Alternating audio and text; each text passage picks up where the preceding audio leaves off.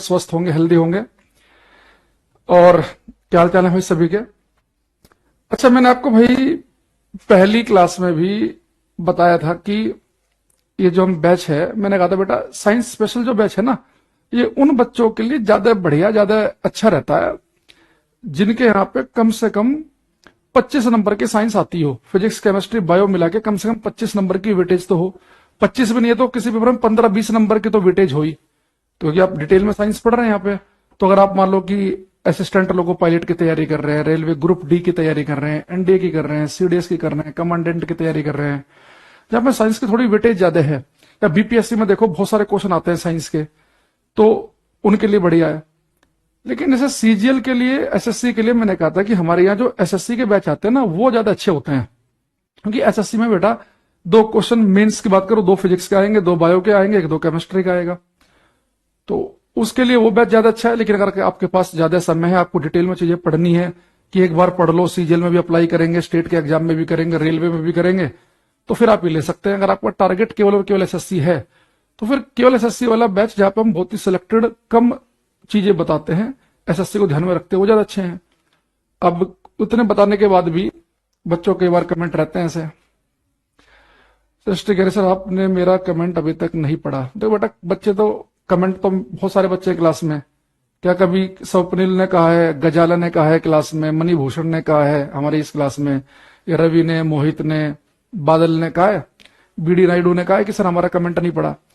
आपसे जो पूछा जाए, बस आपको क्या करना, जो मैं पढ़ा रहा हूं उसे साथ साथ आपको पढ़ना ही लिखना है। जब मैं बीच में क्वेश्चन पूछूंगा उसका आपको कमेंट करना है, तो किसी न किसी दिन आपका नाम आ जाएगा अपने आप से, ठीक है? तो हमारा जो मेन फोकस रहे वो कंटेंट पे रहे। अब लास्ट क्लास में मैंने आपको डिस्टेंस और डिस्प्लेसमेंट के बारे में कुछ बातें बताई थी, तो अगर आपको थोड़ा सा मैं रिवीजन करा दूं, तो डिस्टेंस से हम पढ़ रहे थे, तो डिस्टेंस से बेटा मैंने आपसे कहा था कि डिस्टेंस हम करते क्या है कि रास्ते की लंबाइयों को जोड़ते हुए चलते हैं। यानी अगर मैं आपसे कहूं कि भाई मैं इस बात को फॉलो कर रहा हूं, इस बात को, ये मान लो ये ए है, ये मैंने यहां पे पॉइंट लिखा बी, ये लिखा सी, ये लिखा डी, ये लिखा ई, और ये लिखा मैंने एफ, ठीक। अगर मैं आपसे कहूं कि भाई मैं ए से लेके एफ तक गया, तो मैंने कितनी डिस्टेंस ट्रेवल की, कुल कितनी दूरी तय की, तो टोटल डिस्टेंस बेटा आप कैसे निकाल सकते हैं? आपको रास्ते की लंबाई को जोड़ना होगा। यानी कि आपके पास ये लंबाई होनी चाहिए ए से बी तक की, फिर आप इसमें ए से बी तक की लंबाई में क्या जोड़ देंगे, बी से सी तक की लंबाई जोड़ देंगे, फिर सी से डी तक की लेंथ जोड़ देंगे, फिर डी से ई जोड़ देंगे, और फिर ई से एफ जोड़ देंगे। यानी कि अगर आपको यहां पर डिस्टेंस चाहिए, दूरी चाहिए, डिस्टेंस, दूरी, डिस्टेंस। अच्छा देखो बेटा, जो भी मैं टेक्निकल चीजें यहां लिखता हूं वो हिंदी इंग्लिश में दोनों बराबर लिखता हूं। लेकिन कोई लंबी सी स्टेटमेंट है तो मैंने आपसे कहा था कि आप साथ में नोट्स बनाने हैं, आपके पास एक रफ कॉपी और एक पेन होना चाहिए साथ में। तो कोई मैं अगर स्टेटमेंट जैसे इंग्लिश में मैंने लिख दी, क्योंकि मैं जब बोल रहा हूं तो साथ साथ लिखने की आदत भी होती है, तो हिंदी वाली चीज को अगर मैं बोल रहा हूं तो उसे लिख लिया करो। हिंदी वाले बच्चों को भावुक नहीं होना, है ना? तो हिंदी में इंग्लिश में सारी चीज बराबर बताऊंगा मैं, एक भी लाइन ऐसी नहीं होगी कि इंग्लिश में बता दी हिंदी में नहीं बताई, तो आपको मेहनत करनी पड़ेगी। यानी खाली मोबाइल चला के बैठ गए तो बार बार ये कमेंट करना कि हिंदी में, हिंदी में, हिंदी में, हिंदी में सारी चीज आएगी, थोड़ा खुद भी मेहनत करो। तो डिस्टेंस बेटा दूरी निकालने के लिए क्या करेंगे, ए से बी तक की लंबाई जोड़ में क्या करेंगे, फिर इसमें जोड़ देंगे बी से सी तक की लंबाई, फिर सी से डी तक की, फिर डी से ई, और ई से एफ, तो आपकी टोटल डिस्टेंस आ जाएगी। यानी डिस्टेंस के लिए आपको एक ही तरीका अपनाना है, रास्ते की लंबाई को जोड़ के चलना। ए से बी जोड़ा, फिर बी से सी से डी, डी से ई से एफ। और डिस्प्लेसमेंट बेटा विस्थापन कैसे निकालते हैं हम? डिस्प्लेसमेंट के लिए हमारे पास एक ही तरीका है कि अगर हमें डिस्प्लेसमेंट निकालना है तो हम क्या करते हैं, इनिशियल फाइनल को स्ट्रेट लाइन से कनेक्ट कर देते हैं। तो इनिशियल ए और फाइनल है एफ। तो बेटा ये जो स्ट्रेट लाइन बनेगी हमारी, ये जो स्ट्रेट लाइन की लंबाई होगी ए से लेके एफ, ये बेटा हमारा बनेगा डिस्प्लेसमेंट। ये जो ए से एफ तक का बनेगा, तो ए टू जो एफ है ये बेटा हमारा क्या बन गया, डिस्प्लेसमेंट विस्थापन। और डायरेक्शन क्या होगी इसकी, इनिशियल है ए, फाइनल है एफ, तो ए टू एफ। तो डिस्प्लेसमेंट बेटा जो मैंने येलो कलर से दिखाया, ये सीधी लाइन जो आएगी ना, जो भी इसकी लंबाई होगी सीधी लाइन की, ये आपका डिस्प्लेसमेंट विस्थापन है। ऐसी बातें हम पढ़ चुके हैं। अब देखता हूं कि आपने पिछली क्लासेस से कितना सीखा। आपको इस क्वेश्चन का आंसर देना है, बताओ ये सर डिस्प्लेसमेंट स्केलर है या वेक्टर? बेटा अभी स्केलर वेक्टर का जिक्र करेंगे हम। अभी मैंने केवल आपको दूरी और विस्थापन निकालना सिखाया है। दूरी के लिए रास्ते की लंबाई को जोड़ते चलो और डिस्प्लेसमेंट विस्थापन के लिए इनिशियल फाइनल को स्ट्रेट लाइन से कनेक्ट कर दो, जोड़ दो। हालांकि डिस्प्लेसमेंट निकालने का एक तरीका मैंने और बताया था कि अगर आप केवल एक्स एक्सिस पे चल रहे हैं, ये तो अगर कई बार आपको जैसे मान लो कि केवल एक्स एक्सिस पे चल रहे हैं आप या केवल वाई एक्सिस पे चल रहे हैं, तो अगर आपको इनिशियल और फाइनल पोजीशन दे रखी हो कि इनिशियल पोजीशन है वाई मान लो कि ओरिजिन से 4 मीटर दूर और फाइनल पोजीशन है 20 मीटर दूर, तो मैंने आपको डिस्प्लेसमेंट निकालने का एक तरीका और बताया था कि फाइनल पोजीशन में से इनिशियल पोजीशन घटा दो। तो 20 मीटर में से 4 मीटर घटाएंगे तो डिस्प्लेसमेंट अगर आप ए से बी तक जाओ तो पिछली क्लास में बताया था कि डिस्प्लेसमेंट आएगी 16 मीटर की, है ना। तो ये तरीका मैं आपको पिछली क्लास में बता चुका हूं, तो पिछली क्लास को देख लेना जिसने नहीं देखी होगी। अभी हमारा क्वेश्चन है ये वाला कि एक व्यक्ति एक वर्गाकार मैदान के किनारों पर चलता है, प्रत्येक भुजा 100 मीटर लंबी है, प्रत्येक भुजा 100 मीटर लंबी है। किसी भी समय अंतराल में व्यक्ति के विस्थापन का अधिकतम परिमाण क्या होगा? कह रहा है कि बेटा एक पर्सन जो है ना वो एक स्क्वायर के साइड पे चलता है, स्क्वायर के साइड 100 मीटर लंबी है, तो मैक्सिमम डिस्प्लेसमेंट जो होगा किसी भी टाइम इंटरवल पे आपको बताना है। और मुझे पता था कि एक आध धुरंधर तो जब भी डिस्प्लेसमेंट आए क्वेश्चन को ढंग से पढ़ेगा नहीं और वो जीरो पे टिक लगा देगा। तो जो इतने जीरो पे टिक लगा रहे हैं सबका है बिल्कुल गलत। बेटा यहां देखो, आप एक स्क्वायर पे चल रहे हैं,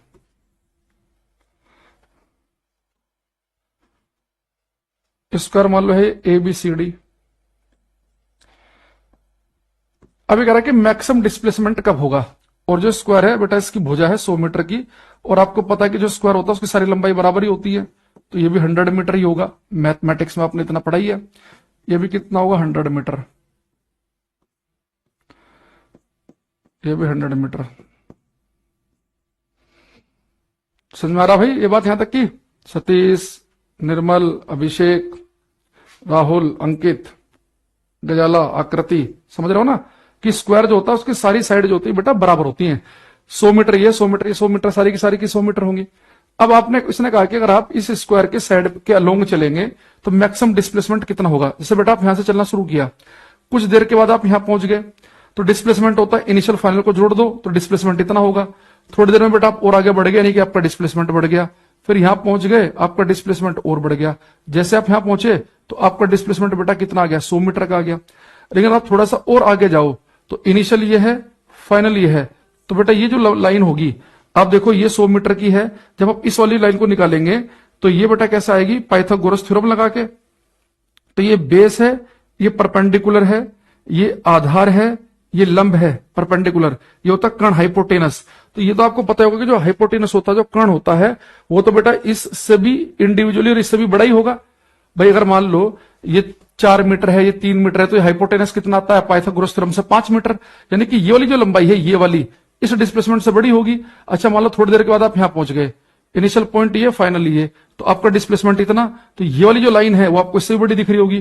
कुछ देर के बाद यहां पहुंच गए तो आपका डिस्प्लेसमेंट और बड़ा हो गया, यहां पहुंच गए तो आपका डिस्प्लेसमेंट और यहां पहुंच गए तो बेटा ये आपका मैक्सिमम डिस्प्लेसमेंट है। अगर आप किसी स्क्वायर पे चल रहे हैं, चलते चलते चलते जैसे आप बेटा ठीक अपोजिट वाले पॉइंट पे पहुंचेंगे, ये जो लाइन आएगी ये जो है इससे इससे इससे इससे इन सबसे बड़ी है, तो मैक्सिमम डिस्प्लेसमेंट आपका है ये। देखो अगर आप थोड़ा सा और आगे निकल जाओ, मान लो आप यहां निकल गए तो डिस्प्लेसमेंट होगा ये। तो खुद सोचो कि ये वाली लाइन बड़ी है कि ये बीचों बीच वाली बड़ी है, बीचों बीच वाली बड़ी है। थोड़ा सा आप घूम के और निकल गए तो और डिस्प्लेसमेंट कम हो गया, फिर यहां पहुंच गए और कम हो गया, फिर और कम हो गया, फिर वापस आते आते यहीं पे यहीं आ गए तो जीरो ही हो गया।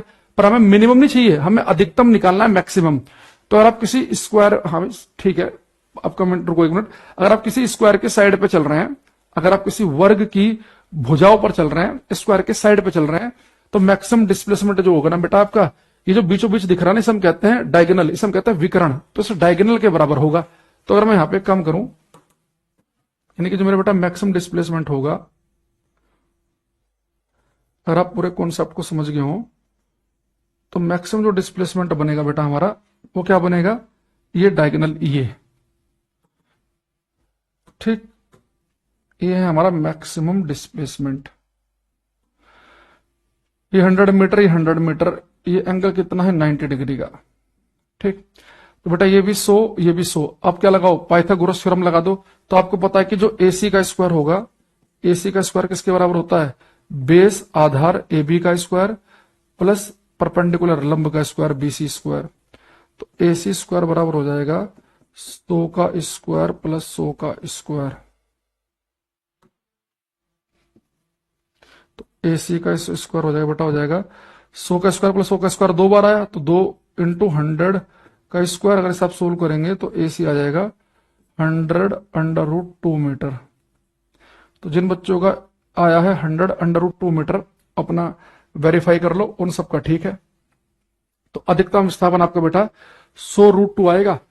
और ये कैलकुलेशन जो है आपको खुद आनी चाहिए। आप अगर मैथमेटिक्स की तैयारी कर आते हैं आपको मैथमेटिक्स कि भाई अगर ये 100 है, ये 100 है ना बेटा, अगर ये भी दोनों बराबर ही हो ना, तो फिर सीधा डायगोनल ये जो है ना, ये हाइपोटेनस जो कर्ण है किसी भी समकोण त्रिभुज में, राइट एंगल ट्रायंगल में, आप मैथ में भी अगर आपको कभी ट्राई करना हो ना, जैसे मान लो आपके पास ये राइट एंगल ट्रायंगल है, समकोण त्रिभुज, ये बेटा मान लो कि आपका एक्स है, ये एक्स है, तो अगर आपको पता चल जाए ना एक्स और एक्स है, तो पता ये वैल्यू कितनी आएगी, अपने आप से ध्यान रखना भाई, दोनों एक्स ही है, x√2 आएगी वाली वैल्यू।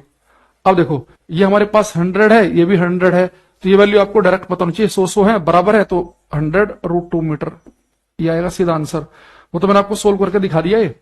और डायरेक्शन आपको पता ही है A to C।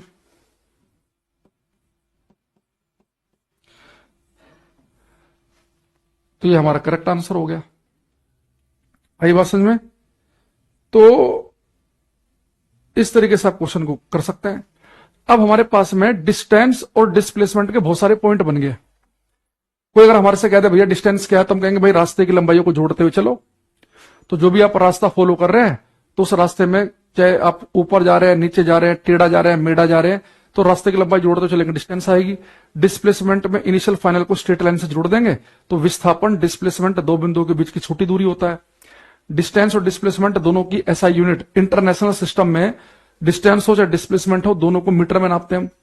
देखो दूरी के लिए हम किलोमीटर भी यूज करते हैं डेली लाइफ में, मिलीमीटर, सेंटीमीटर, मील का भी यूज करते हैं, पर जो SI यूनिट होती है इनकी इंटरनेशनली जो एक्सेप्टेड यूनिट है वो है मीटर। तो मीटर में नापेंगे हम। तो ये सारे कुछ पॉइंट होंगे जिन्हें 1 बाय 1 क्लास में लिखेंगे। तो आप एक काम करना, एक तरफ बेटा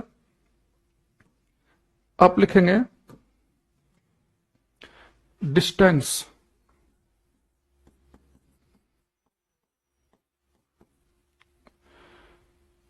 दूरी, और एक तरफ लिखेंगे आप डिस्प्लेसमेंट, विस्थापन। अभी हिंदी में लिख दूंगा साथ में, हिंदी वाले बच्चे भावुक मत होना।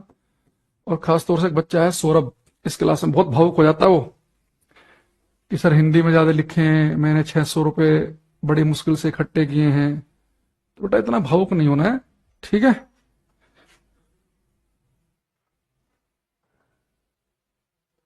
हमें पता है आपके लिए नहीं, सबके लिए यही है। ऐसे कोई ऐसे पेड़ पे नहीं लग रहे हैं जो मान लो कि इजीली दे पा रहा है 600 रुपए, तो उसके लिए भी वो उतनी वैल्यू रखते हैं जितने किसी ने सोच समझ के खर्च किए, उसके लिए भी। विस्थापन, अगर आपके पास इतने ही फालतू पैसे होते तो आप दिन में 8-8 10-10 घंटे पढ़ के एक सरकारी नौकरी की तैयारी नहीं कर रहे होते, है ना? अगर आप कुछ और अपना बड़ा बिजनेस कर रहे होते। अंबानी का लड़का देखा किसी ने तैयारी करते हुए? वो क्यों करेगा भाई सरकारी नौकरी की तैयारी? वो सरकारी जो चेयरमैन रिटायर होने, वो अपने कंपनी में रख ले उन्हें, है ना? तो सबके लिए वैल्यू है पैसों की। तो ये लिख देने से कि जी मैंने मुश्किल से पैसे इकट्ठे किए हैं। देखो एक बच्चा पैसों की बात कर रहा है, कह रहा है जी 5 राज्यों के एग्जिट पोल पर आपका क्या टिप्पणी है? हमें पता ही नहीं कहां से चुनाव हुए हैं, किस राज्य में, और किसका क्या एग्जिट पोल आया है। 3 तारीख को जो फाइनल रिजल्ट आएंगे जिस जिस राज्य में हुए हैं पता चल जाएगा। और इतने भावुक होने की जरूरत नहीं, पढ़ाई पे ध्यान दो। तो डिस्टेंस जो है, दूरी, इसमें लिखेंगे बेटा डिस्टेंस क्या होती है? The sum of path length, रास्ते की लंबाइयों का योग, रास्ते की लंबाइयों का योग, the sum of path length. Displacement बेटा फर्स्ट पॉइंट लिखेंगे डिस्प्लेसमेंट क्या बताया था मैंने आपको, देखो वही बच्चा क्लास लेना जिसने सारी क्लास ले रखी है पीछे की। द शॉर्टेस्ट डिस्टेंस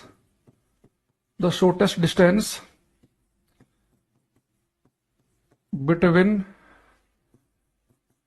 2 पॉइंट्स, दो बिंदुओं के बीच की सबसे छोटी दूरी। डिस्प्लेसमेंट क्या होता है बेटा? दो बिंदुओं के बीच की सबसे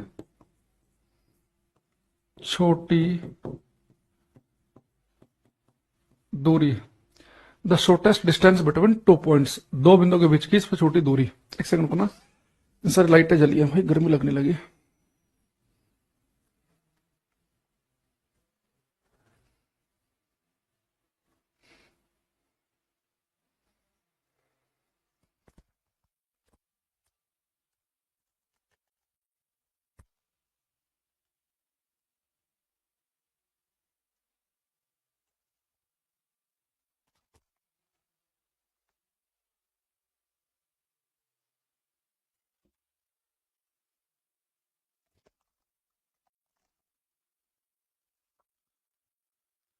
the shortest distance between 2 points, दो बिंदुओं के बीच की सबसे छोटी दूरी। सेकंड लिखेंगे बेटा, एसआई यूनिट क्या होती है डिस्टेंस की? डिस्टेंस की एसआई यूनिट होती है मीटर, सिंबल होता है इसका एम। डिस्प्लेसमेंट भी तो दो बिंदुओं के बीच की दूरी है, तो इसकी एसआई यूनिट भी क्या बनेगी? इसका एसआई मात्रा की बेटा बनेगा metre, SI unit. Other unit में आप किलोमीटर का, मील का, सेंटीमीटर का, नैनोमीटर का, एंगस्ट्रोम कुछ भी यूज कर सकते हो। तो बहुत लंबी दूरी नापनी है तो हम किलोमीटर ज्यादा कंफर्टेबल फील करते हैं। तीसरा बेटा देखो, ध्यान रखना बेटा, जो चली गई दूरी है ना वो हमेशा होगी पॉजिटिव। जैसे कि मान लो कि आप कभी चल रहे हैं तो आप 5 किलोमीटर गए और 5 किलोमीटर वापस आए, तो टोटल दूरी कितनी होगी? 5 और 5 10। तो चली गई जो दूरी है वो हमेशा पॉजिटिव होती है, हमेशा धनात्मक होती है। चली गई दूरी कभी नेगेटिव नहीं होगी, क्योंकि दूरी में तो हमेशा जोड़ नहीं है। और चली गई दूरी कभी जीरो भी नहीं होगी। दूरी जीरो कब होगी? अगर कोई ऑब्जेक्ट रेस्ट पे है। भाई जैसे हमारे घर में बेड है, बेड ने पिछले 3 दिन में कितनी दूरी तय की? जीरो, क्योंकि जहां पे वहीं का वहीं है। लेकिन ट्रेवल डिस्टेंस, चली गई दूरी हमेशा क्या होती है बेटा? पॉजिटिव। तो travelled distance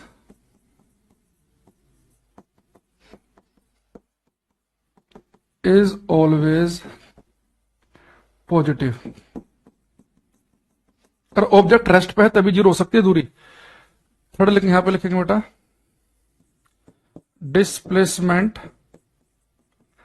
displacement can be positive, negative और जीरो। विस्थापन धनात्मक, ऋणात्मक, शून्य कुछ भी हो सकता है। विस्थापन धनात्मक, ऋणात्मक और शून्य, पॉजिटिव, नेगेटिव और जीरो कुछ भी हो सकता है। चली गई दूरी बेटा हमेशा होगी धनात्मक। चली गई दूरी हमेशा पॉजिटिव होती है, हमेशा धनात्मक होती है। फोर्थ बेटा, डिस्टेंस जो है ये होती है स्केलर क्वांटिटी, ये होती है एक अदिश राशि।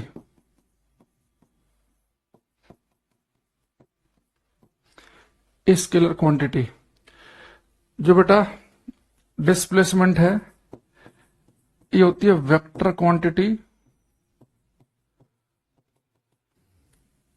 अभी सिंपल डेफिनेशन बता रहा हूं, डिटेल में आएंगे अभी हम इस पे, इस टॉपिक के बाद। जो बेटा डिस्प्लेसमेंट है, जो विस्थापन है, वो वेक्टर है, क्योंकि आपका डिस्प्लेसमेंट कितना हुआ उसकी वैल्यू तो है ही कि भाई डिस्प्लेसमेंट हुआ 20 मीटर की 25 मीटर, पर इसकी डायरेक्शन भी तो है कि डिस्प्लेसमेंट हुआ 20 मीटर कहां से कहां? ए से बी की ओर, या डिस्प्लेसमेंट हुआ 100 किलोमीटर दिल्ली से हरियाणा की ओर या दिल्ली से यूपी की ओर। जैसे मैंने आपको एग्जांपल दिया था कि कश्मीरी पंडित डिस्प्लेस हुए, विस्थापित हुए, कहां से कहां? कश्मीर से दिल्ली। तो डिस्प्लेसमेंट की बेटा एक मैग्नीट्यूड, उसका एक वैल्यू तो होगी कि डिस्प्लेसमेंट 100 किलोमीटर हुआ कि 1000 किलोमीटर हुआ, पर साथ में उसकी डायरेक्शन भी तो है। तो जिनके साथ में डायरेक्शन भी हो हमारी होती है वेक्टर क्वांटिटी। अभी सब डिटेल में लेंगे। अभी पांचवा बेटा डिस्टेंस जो होती है ना, ये होती है पाथ डिपेंडेंट, ये रास्ते पर डिपेंड करती है, पाथ डिपेंडेंट।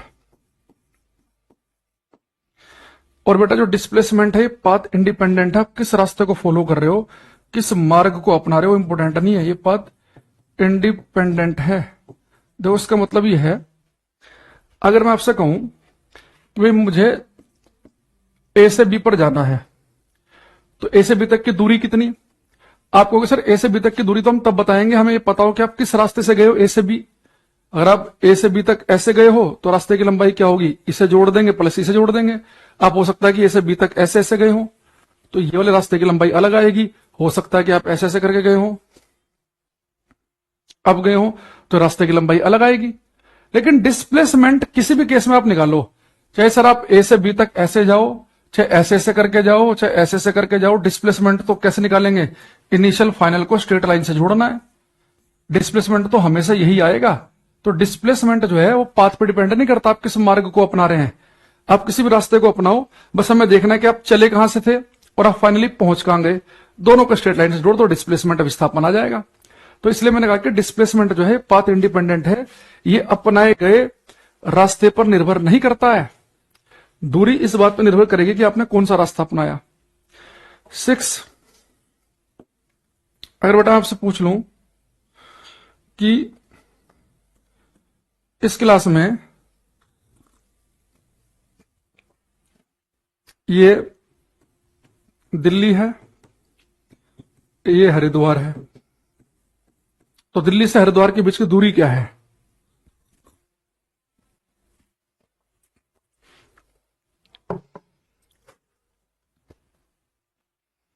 तो बेटा दिल्ली से हरिद्वार के बीच की दूरी हर बच्चा अलग अलग बताएगा, वो इस बात पर डिपेंड करेगा कि आप दिल्ली से हरिद्वार किस रास्ते से जा रहे हो। कोई बच्चा हो सकता है कि पुराने रास्ते से जाए, दिल्ली से निकला गाजियाबाद गया, फिर उसके बाद में गया मोदी नगर, मुरादनगर, फिर गया मुजफ्फरनगर, फिर गया वो रुड़की, फिर हरिद्वार। एक बंदे ने क्या किया, जो नया एक्सप्रेसवे बना उस रास्ते से गया, दिल्ली से एक्सप्रेसवे मेरठ एक्सप्रेसवे होते हुए पहुंचा मेरठ, फिर वहां से मुजफ्फरनगर ऐसे चला गया। कोई और बंदा वो मान लो बिजनौर के रास्ते गया, तो अलग अलग बहुत सारे तरीके हो सकते हैं। तो दो बिंदुओं के बीच की दूरी कोई फिक्स नहीं है, दो बिंदुओं के बीच की दूरी इस बात पर डिपेंड करती है कि आप रास्ता कौन सा अपना रहे हैं, आप मार्ग कौन सा अपना रहे हैं, आप जिस रास्ते से जाएंगे दूरी उस हिसाब से आएगी। पर बेटा दो बिंदुओं के बीच का अगर मैं विस्थापन पूछूं तो दो बिंदुओं के बीच के विस्थापन का केवल और केवल एक ही मान आएगा, आप किसी भी तरीके से जाएं। डिस्प्लेसमेंट निकालने के लिए तो यही करना है कि इनिशियल फाइनल को स्ट्रेट लाइन से जोड़ना है, सीधी रेखा से। तो डिस्प्लेसमेंट तो दो बिंदुओं के बीच का फिक्स है, तो अगर मुझे इस पॉइंट और इस पॉइंट के बीच का डिस्प्लेसमेंट पूछना हो, अगर मैं 1 करोड़ बच्चे भी लेके आऊं ना तो सब यही कहेंगे सर दोनों पॉइंट के बीच का डिस्प्लेसमेंट इस लाइन के बराबर है, स्केल से लंबाई नाप लो। तो दो पॉइंट के बीच का डिस्प्लेसमेंट जो है, दो बिंदुओं के बीच का जो विस्थापन है, उसका केवल और केवल एक ही मान हो सकता है, दो बिंदुओं के बीच के विस्थापन का केवल और केवल एक ही मान।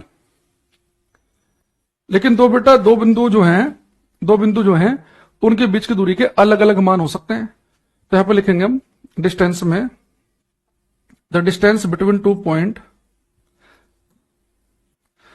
The distance between two points can have, the distance between two point can have infinite values, दो बिंदुओं के बीच के विस्थापन के अनंत मान हो सकते हैं, दो बिंदुओं के बीच के विस्थापन के अनंत मान हो सकते हैं। The distance between two points can have infinite values, दो बिंदुओं के बीच के विस्थापन के अनंत मान हो सकते हैं।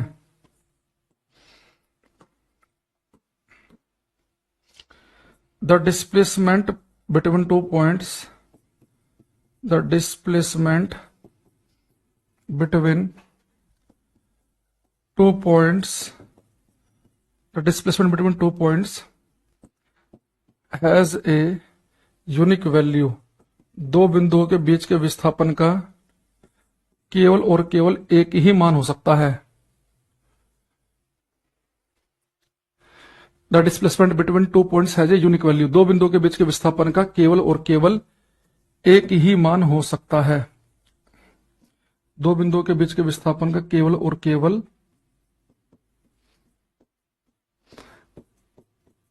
एक ही मान हो सकता है। ठीक है, यहां तक लिखो, किसी पॉइंट में दिक्कत हो तो बताओ मुझे।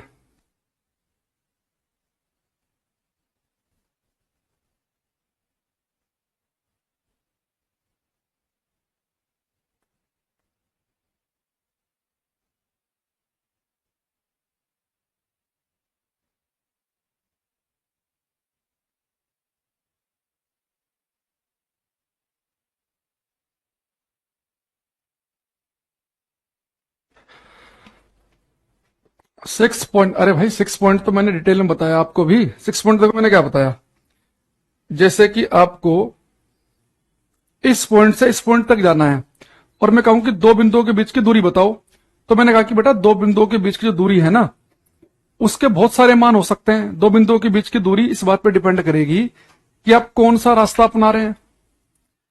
आप मान लो यहां से यहां पर जा रहे हैं, ठीक है, तो दो बिंदुओं के बीच की दूरी के बहुत सारे मान हो सकते हैं। अगर आप मान लो यहां से यहां तक जा रहे हैं इस रास्ते के द्वारा, तो दो बिंदुओं के बीच की दूरी, इसमें ये जोड़ देंगे, फिर ये जोड़ देंगे, फिर ये जोड़ देंगे, फिर ये फ्री है। अगर आप ऐसे जा रहे हैं तो दो बिंदुओं के बीच की दूरी अलग आएगी। इस रास्ते से जा रहे हैं तो दो बिंदुओं के बीच की दूरी की इसकी लंबाई नाप लो, या ऐसे जा रहे हैं तो उसकी लंबाई नाप लो। लेकिन विस्थापन तो केवल यही होगा ना, इनिशियल फाइनल को स्ट्रेट लाइन से कनेक्ट कर दो, तो दो बिंदुओं के बीच के विस्थापन का केवल और केवल एक ही मान होगा, जबकि दो बिंदुओं की जो बीच की दूरी है उसके अनंत मान हो सकते हैं। डिस्टेंस और डिस्प्लेसमेंट में इससे आगे आपको कुछ नहीं सोचना। डिस्टेंस जो है बेटा, इसका सिंबल होता है डी और डिस्प्लेसमेंट का सिंबल होता है एस। और एक बात मैं आपको पहले बता चुका हूं, मैं यहां पर भी लिख देता हूं कि बेटा जो डिस्टेंस है डी, डिस्टेंस हमेशा डिस्प्लेसमेंट से या तो बड़ी होगी या इसके बराबर होगी। ये हमने पिछली क्लास में पढ़ा था। तो दूरी विस्थापन से बड़ी है या उसके बराबर है। ठीक, अब डिस्टेंस और डिस्प्लेसमेंट बेटा इससे ज्यादा की जरूरत नहीं है। नॉर्मली डिस्टेंस और डिस्प्लेसमेंट में वो सर्कल वाले केस में कंफ्यूज करता है कि सर्कल में आप एक पॉइंट से चले वहीं पहुंच गए तो डिस्प्लेसमेंट विस्थापन तो आपका जीरो, लेकिन डिस्टेंस कितनी, जब बेटा आप सर्कल पे उसके सरकमफ्रांस पर परिधि पर घूमकर उसी पॉइंट पर आओगे तो डिस्टेंस क्या होगी, रास्ते की लंबाई क्या है यहाँ पे, सरकमफ्रांस परिधि, तो कितनी हो जाएगी 2πr। तो अगर आपने 5 चक्कर पूरे किए सर्कल पे तो चली गई दूरी कितनी होगी, एक चक्कर की 2πr, 5 चक्कर के लिए 5 से मल्टीप्लाई कर देंगे, है ना। ये आपसे बोल सकता है कि सेमी सर्कल में चले आप एक पॉइंट से दूसरे पॉइंट तक, तो बेटा दूरी क्या होगी, आधे सर्कल की लंबाई टोटल होती है 2πr और आधी हो जाएगी πr। लेकिन डिस्प्लेसमेंट क्या बताया था, इनिशियल फाइनल को जोड़ेंगे सेमी सर्कल में तो बेटा वो डायमीटर के बराबर आएगी, व्यास के बराबर आएगी। न्यूमेरिकल करा चुका हूं मैं आपको पिछली क्लासेज में। तो इस तरीके के बहुत ही बेसिक बेसिक बातें हैं। मैंने कहा था कि डिस्प्लेसमेंट के लिए फाइनल पोजीशन दे रखी हो, इनिशियल उसमें से घटा देना, या 2-3 पॉइंट बना के आपसे पूछ लेगा कि दूरी बड़ी है कि विस्थापन बड़ा है, तो आप बोलेंगे दूरी विस्थापन के बड़ी है, उसके बराबर है। बराबर केवल तभी हो सकते हैं जब आप एक सीधी रेखा में जा रहे हो बिना डायरेक्शन बदले। ये सारी बातें बता चुका हूं मैं आपको अलग अलग क्लासेज में। अब हम पढ़ेंगे यहाँ पे बेटा, एक हम लिखेंगे स्केलर क्वांटिटी,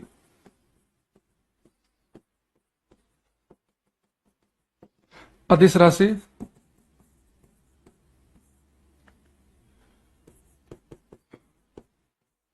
एक पढ़ना में बेटा वेक्टर क्वांटिटी, सदिश राशि।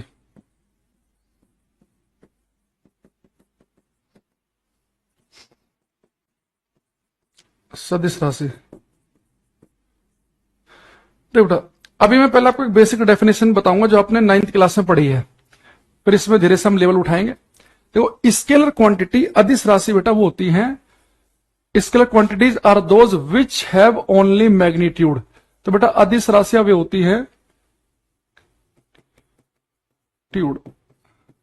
अदिश राशि वो होती है जिनके पास केवल और केवल परिमाण हो, जिनके पास डायरेक्शन ना हो, केवल मैग्नीट्यूड। मैग्नीट्यूड का मतलब समझ रहे हो, जैसे मैं आपसे कहूं कि भाई आज मैं आपको क्लास में पढ़ाऊंगा 3 घंटे, तो 3 है ना, 3 जो न्यूमेरिकल वैल्यू है 3, ये मैग्नीट्यूड है। भाई आप इससे समझ जाओगे। अगर मैं कहूं कि आप आज की क्लास में पढ़ेंगे 3 घंटे और थोड़ी देर के बाद मैं कह दूं कि आज हम केवल 20 मिनट पढ़ेंगे, आप कहोगे सर आपने क्लास ही क्यों ली, रहने देते, 20 मिनट में क्या ही पढ़ेंगे हम। तो 3 घंटे का मतलब है कि लंबी क्लास चलेगी और 20 मिनट का मतलब छोटी, तो टाइम जो है वो स्केलर क्वांटिटी हो गया, क्योंकि टाइम जो है उसके साथ डायरेक्शन की जरूरत नहीं है। आप ये नहीं कहोगे सर आप हमें 3 घंटे पढ़ाओगे, किस डायरेक्शन में पढ़ाओगे, तो टाइम की कोई डायरेक्शन होती है नहीं। तो वो चीजें जिनका केवल मैग्नीट्यूड हो, जिनके साथ डायरेक्शन जुड़ी हुई ना हो, वो स्केलर क्वांटिटी कहलाती हैं। जैसे मैं आपसे कह दूं कि भाई आज मैंने साइकिल चलाई 20 किलोमीटर और कल बोल दूं कि यार आज मैंने साइकिल चलाई 1.5 किलोमीटर, तो आप कहोगे सर आज तो बड़ा कम चलाई। क्योंकि दूरी जो है, डिस्टेंस आप समझ जाओगे सर कल 20 किलोमीटर गए, आपके दिमाग में एक फोटो बनेगा कि 20 किलोमीटर आपके शहर के किसी कोने से लेके उस कोने तक आप दिमाग में समझ लोगे कि बहुत साइकिल चलाई सर ने 20 किलोमीटर। 1.5 किलोमीटर आपको तो बहुत कम चलाई है। तो डिस्टेंस जो है उसके साथ कोई डायरेक्शन नहीं होती, केवल मैग्नीट्यूड है कि 20 किलोमीटर है कि 25 किलोमीटर है कि 50 किलोमीटर है। टाइम 3 घंटे क्लास चल रही है कि 5 घंटे चल रही है। एक शहर से दूसरे शहर में जाने में एक ट्रेन 25 घंटे ले रही है, 2 घंटे ले रही है। तो आपको केवल और केवल जो पता चल रहा है ना, मैग्नीट्यूड है इनके साथ। तो टाइम जो है स्केलर क्वांटिटी है, डिस्टेंस जो है स्केलर क्वांटिटी है। अभी रुक जाओ, करंट वरंट सबके बारे में बताएंगे और बाकी जितना मैं बताऊंगा पहले सुनो उसे। तो जिन चीजों के साथ में केवल मैग्नीट्यूड चाहिए, परिमाण चाहिए, वो स्केलर क्वांटिटी है। जैसे कि मास, द्रव्यमान। आपसे मैं कह दूं कि भाई मेरे घर में 6 किलो चीनी है, आपके दिमाग में फोटो बनेगा कि सर के घर में इतने बड़े डब्बे में चीनी रखी होगी। या मैं कह दूं कि भाई मेरे घर में जो है वो 100 किलो चीनी है, आप समझ जाओगे पूरा पूरा बोरा भर के रखा हुआ है। तो मास, द्रव्यमान जो है वो भी एक स्केलर क्वांटिटी है, क्योंकि उसके केवल मैग्नीट्यूड सब समझ जा रहे हो कि 5 किलो चीनी इतनी, 10 किलो चीनी इतनी, 100 किलो चीनी इतनी। आप डायरेक्शन थोड़े ना पूछोगे। तो जिन चीजों के साथ में डायरेक्शन जुड़ी हुई ना हो, केवल उनके मैग्नीट्यूड से ही उनके बारे में पता चल जाए हमें, उनका मैग्नीट्यूड ही, न्यूमेरिकल वैल्यू 3, 5, 8, 12 ही सब कुछ एक्सप्लेन कर दे, वो हमारी कहलाती है स्केलर क्वांटिटी। और स्केलर क्वांटिटी में फिलहाल के लिए भी केवल 3 बातें याद रखेंगे। स्केलर क्वांटिटी होती है एक तो डिस्टेंस, दूरी। तो दूरी तो मैंने आपको बता दिया, आगे जाओ पीछे जाओ बस दूरी को जोड़ते हुए चलो, इसकी कोई डायरेक्शन नहीं है। टाइम, समय की कोई डायरेक्शन नहीं है, बस आपको 2 घंटे पड़े कि 12 घंटे पड़े इससे पता चल जाएगा कि क्लास छोटी चली कि बड़ी चली। और मास, द्रव्यमान, चावल 3 किलोग्राम है घर में कि 200 ग्राम है, तो उससे आपके दिमाग में फोटो बन जाएगा कि कितने बड़े डब्बे में चावल रखे होंगे। वेक्टर क्वांटिटी बेटा होती हैं are those which have magnitude as well as direction, जिनके पास में परिमाण भी हो और दिशा भी हो, मैग्नीट्यूड और डायरेक्शन। ठीक, जैसे कि इसके लिए बेटा आपको भी एक ही एग्जांपल याद रखना है, डिस्प्लेसमेंट, विस्थापन।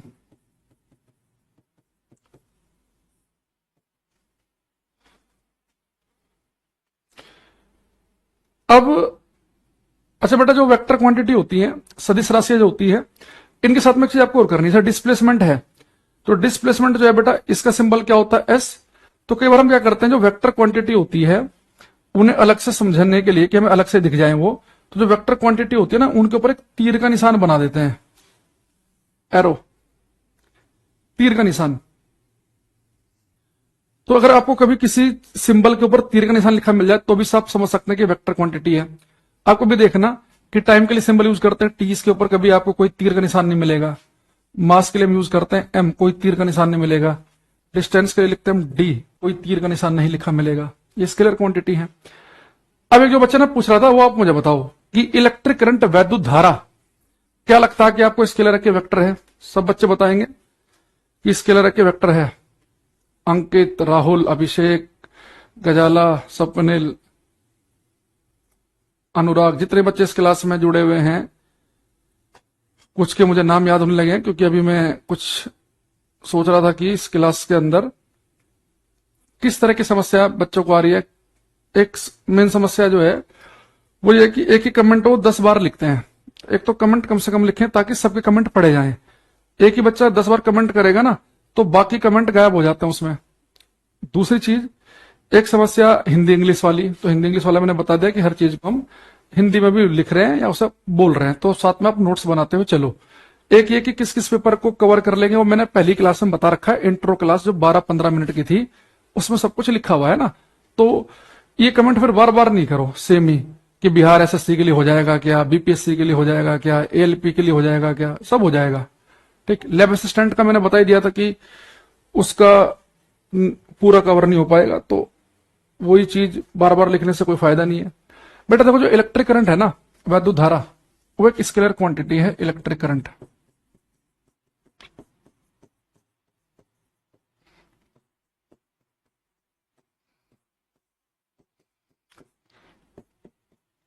अब आप कहोगे सर आप तो हद कर रहे हो, 2 मिनट में ही आप अपनी बात से मुकर गए। अभी तो आप कहते हैं कि जिनके साथ मैग्नीट्यूड हो कि भाई 3 5 7 कुछ न्यूमेरिकल वैल्यू दिखे और डायरेक्शन हो, वो तो वेक्टर क्वांटिटी होती है। और सर इलेक्ट्रिक करंट की तो हमने डायरेक्शन पढ़ रखी है, जब मैं आपको इलेक्ट्रिसिटी चैप्टर पढ़ाऊंगा इवन मैं खुद कहूंगा कि भाई एक तार में अगर करंट चल रही है तो इसका मतलब ये होता है कि बेटा उस तार के अंदर इलेक्ट्रॉन फ्लो कर रहे हैं, इलेक्ट्रॉन भाग रहे हैं। तो जैसे एक तार में इलेक्ट्रॉन फ्लो कर रहे हैं, अभी जब आप इलेक्ट्रिसिटी समझाऊंगा जब ज्यादा बड़े से आप समझ पाओगे कि एक तार में बेटा इलेक्ट्रॉन भाग रहे हैं, है ना। जब इलेक्ट्रॉन फ्लो कर रहे हैं तो इलेक्ट्रॉन के भागने को हम कहते हैं कि भाई करंट बनना। इलेक्ट्रॉन फ्लो कर रहे हैं, अगर इलेक्ट्रॉन भाग रहे हैं इस तरफ को, तो इलेक्ट्रॉन के भागने की जो अपोजिट डायरेक्शन है, इलेक्ट्रॉन के चलने की जो विपरीत दिशा है, उसे हम करंट की डायरेक्शन कहते हैं। तो करंट के पास तो डायरेक्शन है, तो फिर वेक्टर क्वांटिटी में क्यों नहीं आया? बेटा जो आपको ये डेफिनेशन बताई जाती है ना कि जब मैग्नीट्यूड हो केवल वो स्केलर, जब मैग्नीट्यूड डायरेक्शन दोनों हो वेक्टर, ये छोटे बच्चों को बहकाने के लिए है। तो आप थोड़ी बड़ी क्लास में आपने पढ़ा होगा, तो देखो स्केलर वेक्टर में क्या फर्क होता है। आपको 11th क्लास में अगर आपने साइंस पढ़ी होगी तो टीचर ने बताया होगा कि जो बेटा स्केलर क्वांटिटी होती है ना, ये सिंपल अलजेब्रा के लॉ फॉलो करती हैं। सिंपल अलजेब्रा के लॉ फॉलो करने का मतलब ये है कि जैसे कि अगर मैं आपसे कह दूं भाई मैंने 3 घंटे क्लास आज पढ़ाई, 2 घंटे कल पढ़ाऊंगा, टोटल कितने होंगे 5। यानी जो चीजें सिंपली जुड़े या सिंपली घटे कि 3 और 2 5, 3 में से 2 गया 1, तो बेटा वो होती है हमारी स्केलर क्वांटिटी। तो स्केलर क्वांटिटी जो आती है सिंपल अर्थमेटिक लॉ कह लो या सिंपल अलजेब्रा के लॉ कह लो, सिंपली जुड़ना कि एक्स में एक्स जुड़ा 2x आएगा, है ना। तो 2x में 1x जुड़ा तो 3x, 2x में से 1x गया तो x, जो सिंपली जुड़ती हैं सिंपल घटती हैं, वो बेटा हमारी होती है स्केलर क्वांटिटी। जो सिंपली जुड़े हैं सिंपली घटे हैं, जैसे कि 50 किलोमीटर आगे गए, 50 किलोमीटर पीछे गए, दूरी कितनी होगी 50 50 100। 5 घंटे आज पढ़ाऊंगा, 4 घंटे कल पढ़ाऊंगा, 5 और 4 9। 10 किलो चावल थे, 3 किलो और आगे 13 किलो हो गए, ठीक। ऐसे आप देखो बेटा इलेक्ट्रिक करंट भी जो है ये भी सिंपल अर्थमेटिक को फॉलो करती है। मान लो किसी पॉइंट पर यहां पर आई 4 एम्पियर की करंट, 4 एम्पियर और 11 एम्पियर की करंट आई इधर से, तो बेटा टोटल करंट पता कितनी निकलेगी यहां से? तो 4 एम्पियर ये आई और 11 ये आई, 11 और 4 कितना हो गया 15 एम्पियर। तो करंट जो है ना ये सिंपल अर्थमेटिक की तरह जुड़ती है, इसकी तरह ही घटती है। जबकि डिस्प्लेसमेंट देखो, डिस्प्लेसमेंट में ऐसा नहीं होता। जब मैंने आपको डिस्प्लेसमेंट बताया था तो अगर आपको याद हो मैंने बोला था आपसे कि भाई मान लो यहां से आता गए आप 6 मीटर और यहां से आता आप गए 12 मीटर, सॉरी 8 मीटर, तो आपका डिस्प्लेसमेंट कितना हुआ? इनिशियल फाइनल को आपने स्ट्रेट लाइन से जोड़ा ये, और आपका डिस्प्लेसमेंट कितना निकल के आया था? ये 10 मीटर। वहां पे आपका 8 और 6 14 थोड़े ना आया था डिस्प्लेसमेंट। तो डिस्प्लेसमेंट जो है सिंपल अर्थमेटिक के हिसाब से जुड़ता है, घटता नहीं है। ये वेक्टर एडिशन लॉ फॉलो करता है। तो वेक्टर एडिशन लॉ में यही होता है, जैसे मान लो कि आपने ये बेटा पहला ये लिखा है 6 मीटर, ये 6 मीटर का आपका डिस्प्लेसमेंट हुआ ये, और फिर आपका डिस्प्लेसमेंट कितना हुआ 8 मीटर का, है ना। इनिशियल और फाइनल को कनेक्ट कर दो, ये जो लंबाई आएगी आपका टोटल डिस्प्लेसमेंट है। तो ये कितना, ये 6 है, ये 8 है, पाइथागोरस थ्योरम से कितना आ गया था हमारा 10। तो डिस्प्लेसमेंट जो है सिंपल अर्थमेटिक को फॉलो नहीं करता। तो जो क्वांटिटी जैसे डिस्प्लेसमेंट जुड़ रहा है, जो वेक्टर एडिशन लॉ को फॉलो करें, जो विस्थापन की तरह जुड़े या घटे, वो बेटा हमारी कहलाती है वेक्टर क्वांटिटी। अगर हम आगे फोर्स भी पढ़ेंगे, अगर मैं आपसे कह दूंगा कि भाई एक वस्तु पे इधर को मैंने फोर्स लगाया 3 न्यूटन का, है ना, इसी वस्तु पर एक फोर्स हमने लगाया इधर को 4 न्यूटन का, तो टोटल फोर्स 7 नहीं बनेगा। 3 न्यूटन का इधर को लगाया, 4 का इधर को लगाया, तो फोर्स भी जैसे डिस्प्लेसमेंट जुड़ रहा है ना वैसे जुड़ के आएगा, टोटल फोर्स आएगा 5 न्यूटन। तो जो चीजें सिंपली ऐड ना हो, सिंपल अर्थमेटिक को फॉलो ना करती हो, जो कि डिस्प्लेसमेंट विस्थापन की तरह जुड़ती या घटती हो, वो हमारी वेक्टर क्वांटिटी कहलाती हैं। जैसे अभी के लिए ध्यान रखो कि विस्थापन को अगर आपको जोड़ना है तो इनिशियल फाइनल को आपको स्ट्रेट लाइन से कनेक्ट करना पड़ेगा। इधर चले आप 6 मीटर, इधर चले आप 8 मीटर, तो इनिशियल फाइनल को आपने कनेक्ट किया तो 6 था, 8 था, 10 मीटर निकल के आया था, तो 14 तो आया नहीं था ये, है ना। तो जो चीजें सिंपल अर्थमेटिक की तरह ना जुड़ रही हो ना उसकी तरह घट रही हो, तो हमारी वेक्टर क्वांटिटी होती है। तो बेटा जो करंट है वो सिंपल अर्थमेटिक को फॉलो करती है, तो वेक्टर क्वांटिटी होती है जो फॉलो करें वेक्टर एडिशन लॉ, यानी इनके जुड़ने का जो तरीका होगा वो डिस्प्लेसमेंट की तरह होगा, फॉलोज वेक्टर एडिशन लॉ। ये सदिश योग के नियम का अनुसरण करती हैं। वेक्टर एडिशन लॉ सदिश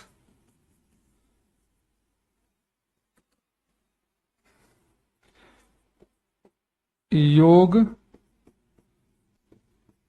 के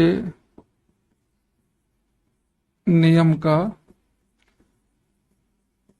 अनुसरण। और बेटा इसका क्वांटिटी होती है, क्या करती है, follows arithmetic arithmetic law of addition, ये अंकगणित के योग के नियमों का पालन करती हैं। तो अंक गणित के योग के नियम का अनुसरण की सिंपली जुड़ेंगी, सिंपली घटेंगी। तो जो क्वांटिटी ऐसी हो जिन्हें आप सीधे सीधे आंख बंद करके जोड़ दो या घटा दो तो हमारी कहलाएंगी। देखो अब समझो स्केलर वेक्टर में कैसे डिफरेंस करेंगे। स्केलर क्वांटिटी में आपको ध्यान रखना है कि स्केलर क्वांटिटी में जो सिंपली जुड़ती हो, जैसे हम रोजमर्रा की जिंदगी में चीजें जोड़ते हैं कि 50 और 30 80 हो गया, तो कितनी दूरी चली, तो आप कहेंगे सर 20 किलोमीटर गए 12 किलोमीटर आए, टोटल 20 और 12 32 हो गया। 3 किलो चावल थे, 1 किलो कोई ले गया तो 3 में से गया तो 2 किलो रह गए। 5 घंटे कल क्लास पढ़ी, 2 घंटे आज पढ़ेंगे, 5 और 2 7 हो गया। एक पॉइंट पर 3 ampere current I, 2 I, total कितनी निकल जाएगी, 3 और 2 5 एम्पियर, तो हो गए स्केलर। और जो वेक्टर क्वांटिटी होती है उनमें सिंपल ऐसे नहीं, जैसे डिस्प्लेसमेंट अगर हमें निकालना पड़ जाए तो इसके लिए हमने अलग से समझा कि डिस्प्लेसमेंट निकालते समय हम कभी ऐसा नहीं करेंगे कि भैया 5 मीटर गए और 5 मीटर आए तो आपका डिस्प्लेसमेंट 10 हो गया, तो डिस्प्लेसमेंट आपका हुआ 0। तो जो डिस्प्लेसमेंट है, जो विस्थापन है, सिंपल अर्थमेटिक की तरह जुड़ या घट नहीं रहा है, तो ये स्केलर में नहीं आया, वेक्टर में आया है। और आपको इस क्लास में ये 3-4 क्वांटिटी याद रखनी है। अगर आपने इन 3-4 को याद रख लिया, 4 क्वांटिटी यहां पे डिस्टेंस, टाइम, मास और इलेक्ट्रिक करंट, 4 यहां पे याद रख लो। एक याद रख लो यहां पे डिस्प्लेसमेंट 5। और आपने इन 5 को याद रख लिया, इन 5 की हेल्प से ही मैं आपको आगे पढ़ा दूंगा कि कौन सी स्केलर है कौन सी वेक्टर है, केवल इन 4-5 की हेल्प से ही। तो आपको बिल्कुल भी टेंशन नहीं लेनी कि सर फोर्स कैसी क्वांटिटी है, इंपल्स आवेग कैसी है, मोमेंटम संवेग कैसी राशि है, एनर्जी कैसी राशि है, वर्क कैसी है, प्रेशर कैसी है, एरिया कैसी, जितनी भी चीजें आगे हम आपको सारी की सारी इन 4-5 की हेल्प से ही बता देंगे कि किसे आप स्केलर मानोगे, किसे वेक्टर मानोगे। तो बस आपको बस इतना रटना है कि वेक्टर क्वांटिटी में आपको याद रखना है कि डिस्प्लेसमेंट विस्थापन एक वेक्टर क्वांटिटी है ना। और आपको बेटा याद रखना है कि स्केलर में डिस्टेंस, टाइम, मास, इलेक्ट्रिक करंट, डिस्टेंस, मास, टाइम, इलेक्ट्रिक करंट, ये 4 स्केलर हो गई। और इसमें एक याद रखना ही है। अच्छा, एक आप चाहो तो इसमें वेक्टर क्वांटिटी में जो बच्चा कह भी रहा है बार बार, ये एक जो बेटा इलेक्ट्रिक, अगर आपको बेटा करंट डेंसिटी आ जाए पेपर में, करंट डेंसिटी हम पढ़ेंगे, बताऊंगा इस आगे में, करंट डेंसिटी, धारा घनत्व, अगर ये आ जाए तो ये बेटा वेक्टर क्वांटिटी है। खाली इलेक्ट्रिक करंट आएगा तो स्केलर है, और धारा घनत्व आएगा, इसे लिखते हैं जे से, और वेक्टर है तो ऊपर तीर का निशान बना देंगे। तो करंट डेंसिटी वेक्टर में है ये। तो मैं तो केवल इतना चाहूंगा कि 2 राशि यहां पे रट लो आप, और 4 यहां पे रट लो। इतना रट्टा तो मार सकते हो। इन्हीं की हेल्प से चाहे speed, velocity, acceleration, momentum, impulse, work, power, energy, ये वो सब कुछ इनकी हेल्प से मैं आपको बता दूंगा। तो फटाक से एक काम करते हैं हम, फिर से एक चीज यहां पे ध्यान रखते हैं कि ये छोटी क्लास वाली डेफिनेशन करेक्ट नहीं है कि जहां पर डायरेक्शन है वो वेक्टर ही होगी। जैसे हमने कहा कि इलेक्ट्रिक करंट में डायरेक्शन है, पर वो तो स्केलर है, क्योंकि वो वेक्टर एडिशन लॉ को फॉलो नहीं कर रही हो, सिंपल अर्थमेटिक के हिसाब से जुड़ती है घटती है। उसके लिए हमें कोई नया नियम नहीं पढ़ना, जैसे सिंपली जुड़ रहा है वैसे ही घट रहा है, तो वो हमारा क्या है, स्केलर क्वांटिटी। तो हमने क्या क्या पढ़ा कि एक तो डिस्टेंस कितनी तय की आपने, कितना समय, कितना मास, द्रव्यमान, कितना करंट, ये सब स्केलर में आएंगी। वेक्टर में हमने क्या याद रखा है, एक डिस्प्लेसमेंट और एक करंट डेंसिटी, धारा घनत्व। तो वैद्युत धारा अदिश और धारा घनत्व सदिश। तो 4 और 2 6 हमें याद करनी है। अब एक क्वेश्चन मैं आपसे पूछने वाला हूं, ये बड़ा प्यारा क्वेश्चन है।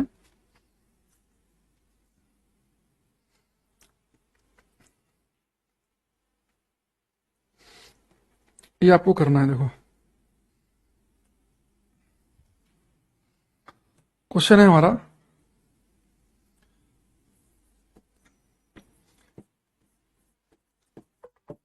A physical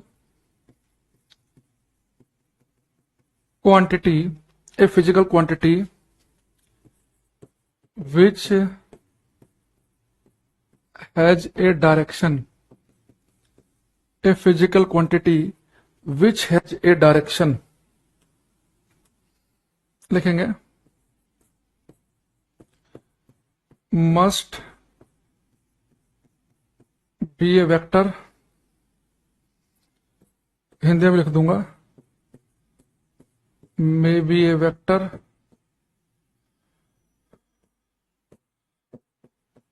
must be a scalar none of these, इनमें से कोई नहीं। ये बेटा क्वेश्चन ट्राई करेंगे सब बच्चे। ये कह रहा है कि एक भौतिक राशि जिसके पास दिशा है, एक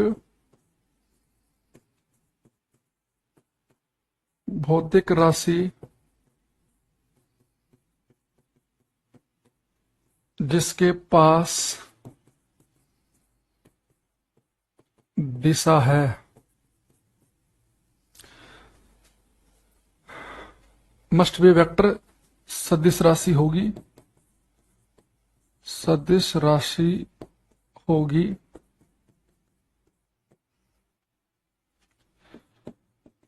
सदिश राशि हो सकती है, अदिश राशि होगी, अदिश राशि होगी, इनमें से कोई नहीं, इनमें से कोई नहीं। ये करना बेटा, सबको ध्यान से पढ़ना, ठीक है? सभी ध्यान से पढ़ेंगे, फिर आंसर देंगे इस क्वेश्चन का मुझे।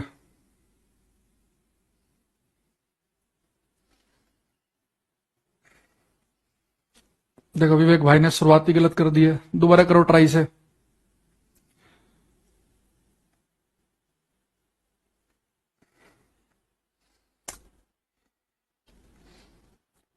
जो जो बच्चे इस क्लास में हैं सब करो इसे। श्रद्धा, विवेक, आशु, नवीन, अजय, आनंद, अरविंद। ज्यादातर का तो बेटा गलती है। देखो दोबारा समझो बेटा, क्वेश्चन क्या कह रहा है? वो कह रहा है कि एक भौतिक राशि जिसके पास दिशा है। अगर बेटा किसी फिजिकल क्वांटिटी के पास में अगर डायरेक्शन हो, तो पहले मैं कह रहा है कि मस्ट बी वेक्टर, भाई उसके पास दिशा है तो वेक्टर होनी चाहिए। ये कोई जरूरी थोड़ी ना है कि अगर उसके पास डायरेक्शन है तो वेक्टर होगी। इलेक्ट्रिक करंट है, उसके पास तो डायरेक्शन है पर वो तो स्केलर है। तो अगर किसी फिजिकल क्वांटिटी के पास डायरेक्शन है तो इसका मतलब ये नहीं है कि वो सदिश होगी ही। और कोई फिजिकल क्वांटिटी उसके पास डायरेक्शन है तो स्केलर होगी क्या? स्केलर ही होगी, जरूरी तो नहीं है। विस्थापन, डिस्प्लेसमेंट के पास तो डायरेक्शन है पर वो तो वेक्टर क्वांटिटी है। बेटा देखो, अगर किसी फिजिकल क्वांटिटी के पास में डायरेक्शन है तो वेक्टर हो सकती है, जरूरी नहीं कि 100% ही होगी। ज्यादातर ऐसा होता है कि अगर डायरेक्शन है तो वेक्टर होती है ज्यादातर। तो इसलिए हम कह रहे हैं कि वो हो सकती है, भाई डायरेक्शन है तो वेक्टर हो सकती है, डिस्प्लेसमेंट डायरेक्शन है तो हो सकती है। आगे हम पढ़ेंगे फोर्स के पास डायरेक्शन होती है, मोमेंटम के पास, इंपल्स आवेग के पास, तो इनके पास डायरेक्शन है तो ये वेक्टर क्वांटिटी है। पर डायरेक्शन है तो 100% ही वेक्टर होगी, ये जरूरी नहीं है। मस्ट का मतलब होता है कि 100%, कि भाई डायरेक्शन है तो 100% वेक्टर ही है। और मे बी का मतलब है कि हो सकती है, संभावना है। तो अगर किसी फिजिकल क्वांटिटी के पास में अगर डायरेक्शन है,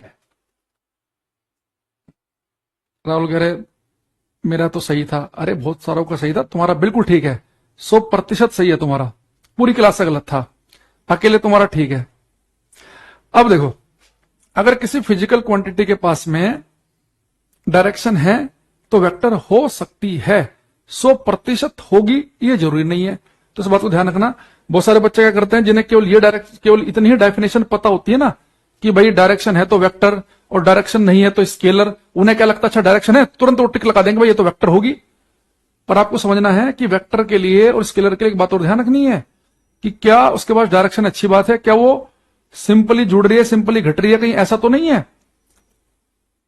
तो जैसे करंट है कि 5 एम्पियर करंट आई, 6 एम्पियर और आगे, टोटल 11 एम्पियर आगे बढ़ेगी, तो फिर वो स्केलर क्वांटिटी हो जाएगी। तो बहुत सारी जगह ऐसा होगा कि हो सकता है कि उनके साथ डायरेक्शन आपको दिखे पर वो स्केलर में आ जाए, क्योंकि सारा गेम क्या है कि कौन सा लॉ फॉलो किया जा रहा है ना। तो डिस्टेंस, डिस्प्लेसमेंट के सारे पॉइंट समझ में आ गए होंगे। इनके न्यूमेरिकल हम कैसे कर सकते हैं ये आपको समझ में आया होगा। कुछ मैंने आपको उसके पीडीएफ से भी क्वेश्चन कराए हैं स्केलर वेक्टर के। अब हम इसमें बेटा धीरे धीरे आगे बढ़ेंगे। अब एक शब्द हम पढ़ेंगे इसमें, एवरेज स्पीड।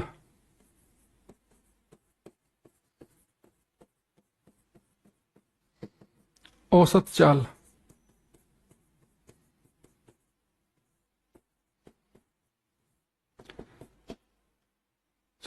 यहां तक किसी से पूछना है तो बताओ मुझे एक बार।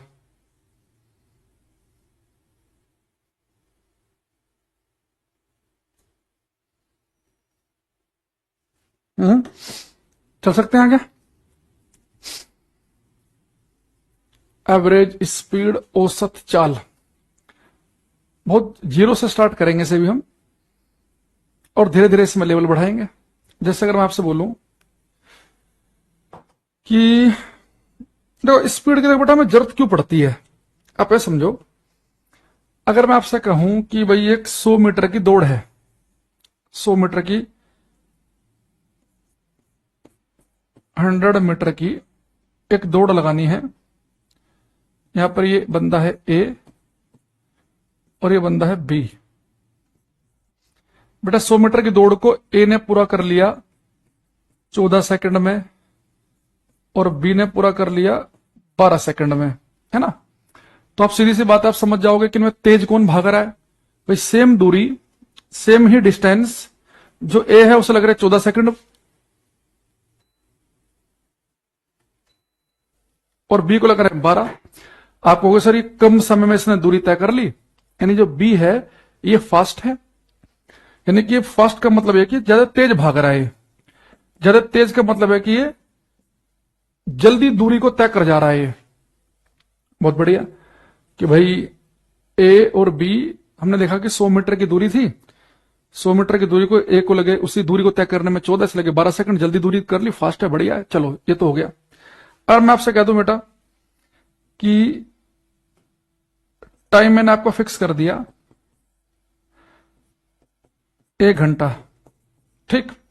अब इस 1 घंटे में जो ए है ये 12.5 किलोमीटर दूर चला जाता है और बी जो है ये 11.2 किलोमीटर दूर जाता है। इन दोनों में कौन फास्ट है? आप कहेंगे सर ये 1 घंटे में 11.25 किलोमीटर ही दूर जा पाया और ये 1 घंटे में 12.5 किलोमीटर दूर चला गया, यानी कि ए फास्ट है। तो देखो यहां तक तो आपके लिए 1 सेकंड में आंसर बताना आसान था कि उतनी ही दूरी जो लेगा कम समय। यहां पे दूरी आपने फिक्स कर रखी है, दूरी फिक्स कर रखी है तो फिर आप टाइम देख लो, जिसने कम समय लगा वो यानी कि वो फास्ट है। यहां पे आपने टाइम फिक्स कर दिया, उतने समय में 12.5 किलोमीटर गया, 11.25 गया, यानी कि ए फास्ट हो गया। लेकिन अगर मैं आपसे पूछ लूं कि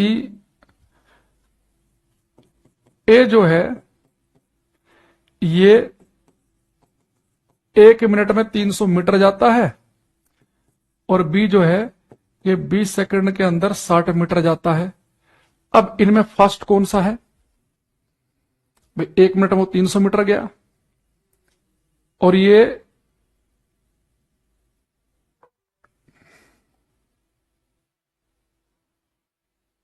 इसके लिए काम करते हैं। ये मान लो कि 10 सेकंड ले लो कि बी जो है 10 सेकंड में गया 60 मीटर और ए गया 1 मिनट में 300 मीटर, कौन सा फास्ट है?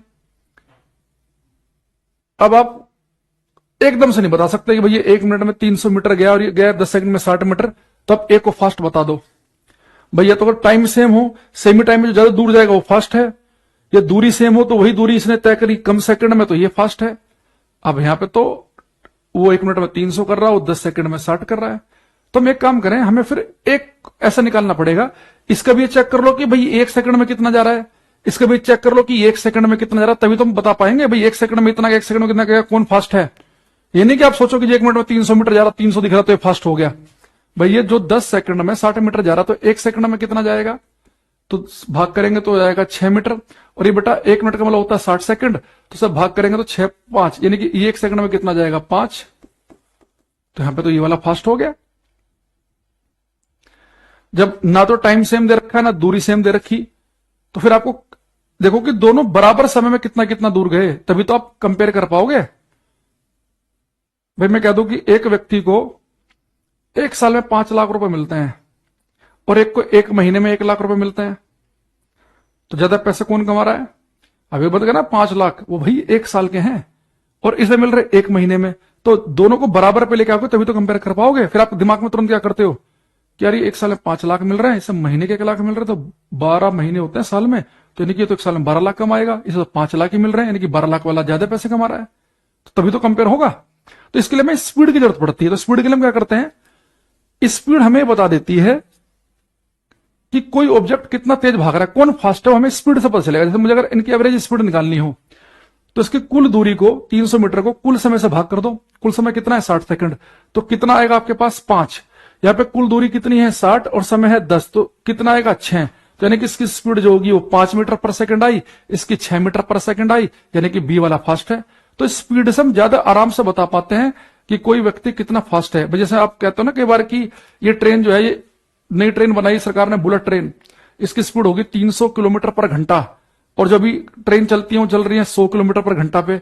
आप तुरंत समझ जाते हो भाई ये घंटे में 100 किलोमीटर भाग रही है, घंटे में 300 किलोमीटर भाग रही है, यानी 300 किलोमीटर वाली फास्ट है। तो स्पीड हमें बताती है कि how fast an object is moving, कोई भी वस्तु कितना तेज भाग रही है वो हमें उसकी स्पीड बताती है। तो स्पीड, अगर मैं पहले स्पीड के बारे में लिखूं तो स्पीड का बेटा सिंपल सा मतलब क्या होता है, speed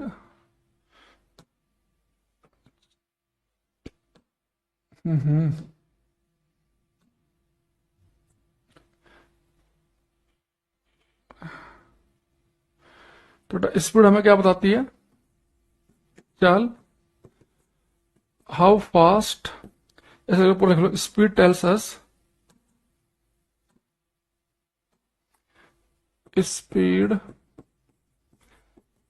tells us how fast an object is moving. चाल हमें यह बताती है कि कोई वस्तु कितना तेज चल रही है। चाल हमें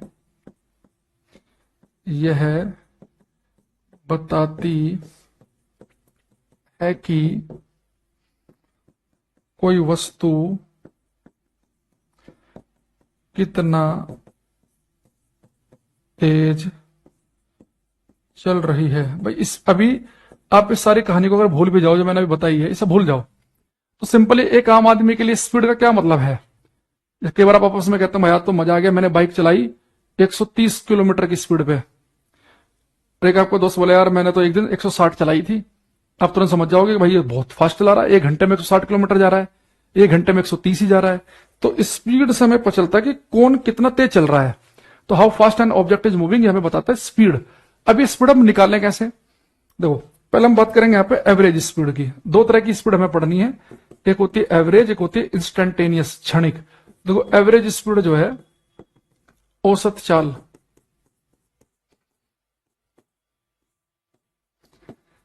एवरेज स्पीड, स्पीड के लिए सिंपल यूज करते हैं वी का, और एवरेज के लिए हम ब्रैकेट में बंद कर लेंगे, तो हो गया हमारा एवरेज स्पीड। तो एवरेज स्पीड बेटा आपने मैथ में भी सीखा होगा, ये बड़ा आसान है। जैसे कि अगर मैं आपसे कहूं कि यहां से यहां तक आप गए, ये 100 मीटर, ए से बी तक आप 100 मीटर गए, और आपको 100 मीटर जाने में 20 सेकंड लगे, 20 सेकंड। तो आपकी एवरेज स्पीड कितनी है, आप कहेंगे एवरेज स्पीड कैसे निकालते हैं, कुल दूरी को टोटल डिस्टेंस को टोटल टाइम से भाग कर दो। तो कुल दूरी को टोटल डिस्टेंस को टोटल टाइम से जब भाग करेंगे आप,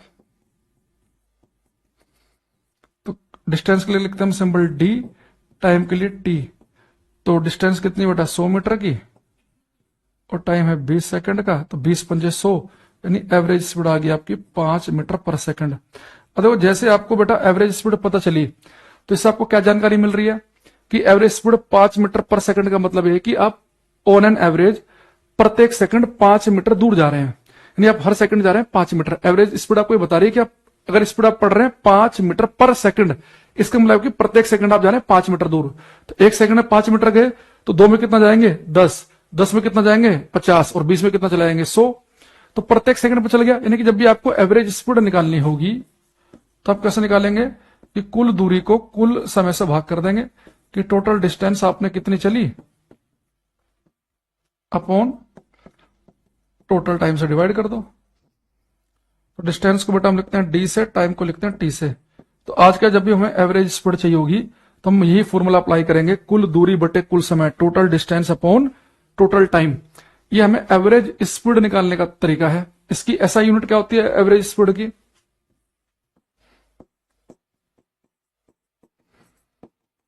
अगर बेटा हम डिस्टेंस को नापे मीटर में, टाइम को नापेंगे सेकंड में, तो एवरेज स्पीड का डिस्टेंस यूनिट बन जाएगी मीटर पर सेकंड, मीटर पर सेकंड। दूसरी चीज, कई बार आपको बेटा स्पीड लिखी मिलेगी किलोमीटर पर घंटे में। जैसे मैं आपसे कह दूं कि भाई जैसे ये मेरे पास में एक ऑब्जेक्ट है, इसकी स्पीड है 36 किलोमीटर पर घंटा। तो अगर आपको मीटर पर सेकंड बदलना हो तो सबने मैथ में पढ़ लिया होगा कि किलोमीटर पर घंटे को मीटर पर सेकंड में बदलने के लिए 5/18 की मल्टीप्लाई करनी पड़ती है। 18 दूनी 36, तो इसकी स्पीड कितनी आ जाएगी 10 मीटर पर सेकंड, है ना। तो या तो आप ऐसे समझो कि ये जो गाड़ी है ये 1 घंटे में 36 किलोमीटर दूर जाती है, या आप ये समझो कि 1 सेकंड में 10 मीटर दूर जाती है। तो किलोमीटर पर घंटे को मीटर पर सेकंड में बदलने के लिए 5/18 की मल्टीप्लाई करनी पड़ती है, ठीक है। वो आप ऐसे कर सकते हो कि इतने की मल्टीप्लाई ही क्यों करनी पड़ती है भाई, किलोमीटर का मतलब होता है 1000 मीटर, तो यहाँ पे 1000 लिख देंगे आप। 1 घंटे में होता है 3600 सेकंड, तो 1000 को जब 3600 से भाग करेंगे ना तो 5/18 ही निकल के आएगा। तो हम डायरेक्ट याद कर लेते हैं कि किलोमीटर पर घंटे को मीटर पर सेकंड बदलने के लिए 5/18 से मल्टीप्लाई करेंगे। इसका देखो हमें फायदा क्या होगा। जैसे अगर मैं आपसे पूछूं कि भाई एक बच्चा है राम, इसकी स्पीड है 20 मीटर पर सेकंड, और एक है रवि, इसकी स्पीड है 54 किलोमीटर पर घंटा। तो बताओ इनमें ज्यादा फास्ट कौन भाग रहा है। एक बच्चा राम है, इसकी स्पीड है 20 मीटर पर सेकंड, एक रवि है, इसकी है 54 किलोमीटर पर घंटा। तो इनमें कौन फास्ट है ये आपको बताना है।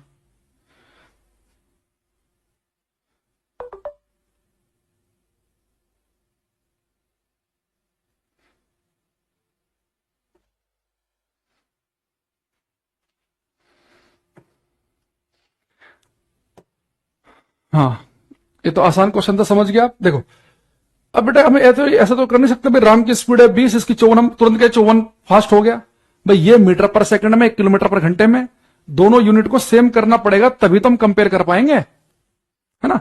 अब देखो ये बेटा 54 किलोमीटर पर घंटा है, इसे 5/18 से मल्टीप्लाई कर दो तो कितना आएगा 18 छत्ते 18 54, तो 5 10 5 15। बेटा इसकी स्पीड एक्चुअल में केवल 15 मीटर पर सेकंड आई है।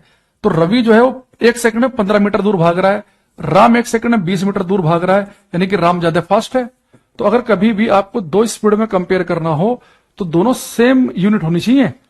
एक ये नहीं कि वो देखा यहां पे कि 200 किलोमीटर पर घंटा और यहां लिख रखा मान लो कि 150 मीटर पर सेकंड, तो 200 को देख के भावुक हो जाओ।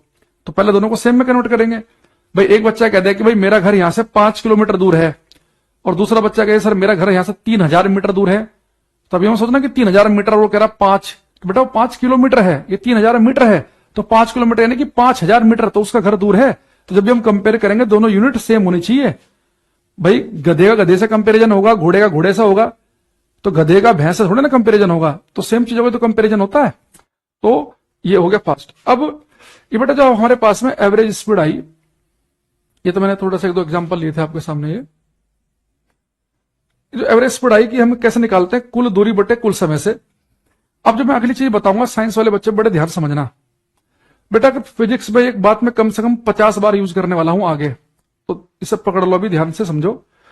अगर किसी फॉर्मूले में एक चीज ऊपर लिखी हो एक नीचे लिखी हो, एक लिखी है ऊपर एक लिखी नीचे, यहां पे लिखी है ऊपर दूरी नीचे लिखा है समय, ये दो चीजें बेटा मल्टीप्लाई में हो तो उन्हें बड़े ध्यान से देखना। तब एक चीज देखोगे कि डिस्टेंस अपॉन टाइम में, ये नहीं मेरी नहीं है बेटा, अगर किसी फॉर्मूले में एक चीज ऊपर हो एक नीचे हो, ये दोनों मल्टीप्लाई में, उन्हें बड़े ध्यान से देखो। अगर इन दोनों में से एक वेक्टर क्वांटिटी है और एक स्केलर हो, एक सदिश हो एक अदिश हो, तो जिसका फॉर्मूला बनेगा वो सदिश राशि वेक्टर क्वांटिटी होगी। अगर एक वेक्टर है एक स्केलर है तो इसका फॉर्मूला वो वेक्टर। अगर दोनों के दोनों ही स्केलर हो तो जिसका फॉर्मूला वो स्केलर क्वांटिटी। तो आप स्पीड देखेंगे तो बेटा स्पीड में क्या है, डिस्टेंस अपॉन टाइम, दूरी बटे समय। तो आपको पता कि जो डिस्टेंस है ये भी स्केलर क्वांटिटी है। अदिश, ये मैंने आपको जो 4 लिखवाई थी उनमें डिस्टेंस भी थी, स्केलर है, अदिश है, और टाइम भी स्केलर है। तो बेटा अगर किसी फॉर्मूले में दो चीजें हो, चाहे दोनों ऊपर नीचे हो चाहे दोनों मल्टीप्लाई में, अगर ये दोनों की दोनों स्केलर हैं तो जिसका फॉर्मूला बनेगा वो भी स्केलर क्वांटिटी बनेगा। यानी स्पीड जो है हमारी स्केलर क्वांटिटी, अदिश राशि। तो बस स्पीड से हमें केवल ये पता चलेगा कि कोई कार, कोई वस्तु, कोई ट्रेन कितनी स्पीड से कितना तेज भाग रही है। कि ट्रेन की स्पीड है 150 किलोमीटर पर घंटा, यानी वो हर घंटे 150 किलोमीटर दूर भाग रही है, उसकी स्पीड पता चली, आपको उसकी डायरेक्शन नहीं पता चलेगी, क्योंकि स्पीड जो है एक स्केलर क्वांटिटी है। तो अब स्पीड का देखो, मैंने स्केलर अपना पता चल गया, दूरी बटे समय, डिस्टेंस आपको लिखवाया था, स्केलर, टाइम की स्केलर, दोनों स्केलर, जिसका फॉर्मूला वो भी स्केलर। अगर इन दोनों में से एक वेक्टर होता तो जिसका फॉर्मूला वो वेक्टर होता। अगर दोनों ही वेक्टर हो तो उसके लिए मैं थोड़ा वेट करना पड़ेगा, मैं आगे चल के बताऊंगा। अभी आज के लिए आधा फंडा याद रखेंगे कि किसी फॉर्मूले में दो चीजें हों, दोनों अदिश राशि हैं, स्केलर हैं, तो जिसका फॉर्मूला वो स्केलर, और दोनों वेक्टर, दो में से एक वेक्टर, तो जिसका फॉर्मूला वो भी वेक्टर। अच्छा, दूसरा, ये बेटा जो एवरेज स्पीड हमें पता चल रही है, एवरेज स्पीड, अगर मैं आपसे कहूं कि भाई मैं दिल्ली से, मान लो मैं आपसे कहूं भाई मैं मेरठ तक गया और मेरी जो एवरेज स्पीड थी वो मैंने कहा बेटा थी 80 किलोमीटर पर घंटा, 80 किलोमीटर पर आवर। ये बेटा मेरी एवरेज स्पीड है, यानी कि मैं हर घंटे 80 किलोमीटर भाग रहा था। तो इसका ये बिल्कुल मतलब नहीं है कि मैं दिल्ली से लेकर मेरठ तक हर जगह मेरी स्पीड 80 ही थी, ये कोई जरूरी नहीं है। ये बेटा एक एवरेज निकल के आया। हो सकता है कि जब मैं दिल्ली के अंदर ही चल रहा हूंगा तो मेरी स्पीड केवल कभी 20 हो, कभी 30 हो, कभी 40 हो, कभी ब्रेक लगाने पड़ रहे हैं, कभी स्पीड बढ़ानी पड़ रही है। लेकिन जैसे मैं मेरठ एक्सप्रेसवे के ऊपर चढ़ाऊंगा तो हो सकता है मेरी गाड़ी 100 की स्पीड से भाग रही हो। कई जगह मैं मान लो बीच में रुक गया तो गाड़ी की स्पीड 0 ही है, फिर मैंने गाड़ी 150 से भगा ली, तो ये एक एवरेज आया 80 निकल के। तो जब आपको ये पता चल रहा है कि आपकी औसत चाल, एवरेज स्पीड 80 किलोमीटर पर घंटा है, इसका यह मतलब नहीं है कि आप लगातार 80 की स्पीड से ही भाग रहे हैं। कई बार आपकी स्पीड हो सकता है कि पूरी यात्रा में 150 भी पहुंची हो, कई बार हो सकता है कि 20 भी रह गई हो जब आपने पूरे ब्रेक लगा दिए हो, आगे कोई गाड़ी आ गई हो। कई बार हो सकता है कि आप कुछ चाय नाश्ते के लिए रुक गए हो तो आपकी गाड़ी की स्पीड 0 ही रही हो। तो ये एवरेज निकल के आया। तो इसका ये मतलब नहीं जैसे आप यहां से चल रहे हैं दिल्ली से कि सर यहां भी दिल्ली चलते ही मेरी स्पीड 80 होगी और यहां तक 80 पे ही चल रहे हैं। तो एवरेज स्पीड में भी हो सकता है कि 70 भी पहुंची हो, कभी 90 भी पहुंची हो, एवरेज निकल के आया 80। लेकिन अगर आपका यह मन करे सर मैं दिल्ली से हरिद्वार जा रहा था या मेरठ जा रहा था, तो यहां पे मान लो कोई खंबा है, यहां पे खंबा लगा हुआ है और आपकी गाड़ी जा रही है और आपने सोचा कि मैं गाड़ी लेके जा रहा हूं, जैसे मैं ठीक खंबे के सामने आऊंगा उस समय आपको पता करना है कि आपकी स्पीड क्या है। या आप मान लो गाड़ी चलाते चलाते अचानक से आपका मन कर जाए कि इस समय गाड़ी की स्पीड कितनी है, तो तुरंत क्या करो, गाड़ी के स्पीडोमीटर पर नजर मारो। तो गाड़ी के स्पीडोमीटर की सुई अगर उस समय 80 पे है, यानी उस समय आपकी गाड़ी 80 पे चल रही है। आप जैसे देखो ब्रेक लगाओगे तुरंत वो स्पीड आ जाएगी 40 पे और गाड़ी रोक दो तो 0 पे आ जाएगी। तो आपकी गाड़ी में जो स्पीडोमीटर है जिसपे नंबर लिखा होता है 112, 113, 114, 115, जो या फिर सुई वाली है अगर गाड़ी, तो वो 80 पे जा रही है, 85 पे जा रही है, 90 पे जा रही है, 95 पे जा रही है, तो आपकी गाड़ी का जो स्पीडोमीटर है वो बेटा इंस्टेंटेनियस, वो क्षणिक चाल देता है, वो एवरेज स्पीड नहीं बताता। एवरेज स्पीड के लिए तो आपको पूरी यात्रा में कितनी दूरी तय की और कुल कितना समय लगा, इस फॉर्मूले से आप एवरेज स्पीड निकाल सकते हैं, टोटल डिस्टेंस को टोटल टाइम से भाग करके। भाई आप मान लो दिल्ली से चल रहे हो तो कोई मीटर एवरेज स्पीड कैसे बता देगा? उस मीटर को थोड़ा ना पता है कि आप कहां तक गाड़ी चलाओगे, आप मेरठ तक जा रहे हो कि मुजफ्फरनगर तक जा रहे हो कि आप कहां तक खतौली तक जा रहे हो कि रुड़की जा रहे हो कि हरिद्वार जा रहे हो कि ऋषिकेश जा रहे हो। आप जहां पे गाड़ी रोक लोगे आप देख लो कि टोटल डिस्टेंस कितनी चली हमने और टोटल समय कितना लगा। टोटल डिस्टेंस कैसे पता करेंगे?